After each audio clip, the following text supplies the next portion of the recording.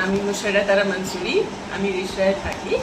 আমি স্যারের কাছে যখন এসেছিলাম তখন ডান দিকের হাঁটু ব্যথা নিয়ে এসেছিলাম। খুবই ব্যথা ছিল, হাঁটা চলা আমার খুব প্রবলেম হতো, খুব প্রবলেম। সিঁড়ি উঠতে পারতাম না, সিঁড়ি নামতে পারতাম না, মানে ফোল্ড করতে পারতাম না।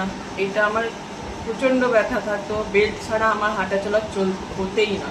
খুব মানে হাঁটা চলা একদম হয়তো 5 মিনিটের রাস্তা আমি 15 মিনিটে যাচ্ছি, এইরকম আমার অবস্থা ছিল। সিঁড়ি ওঠা নামা বারণ ছিল।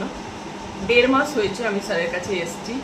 আর এখন আমি বেল্ট ছাড়া হাঁটি, খুব রিল্যাক্সে হাঁটি আর নর্মাল হাঁটি।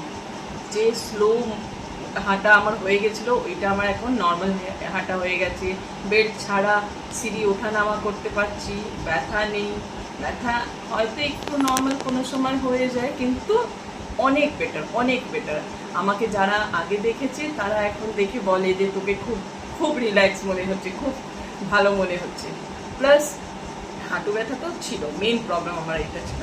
এটা ছাড়া আমি ওভারওয়েট। আমি স্যারের কাছে যখন এসেছি স্যারও দেখে বললেন ওয়েটও কমাতে হবে।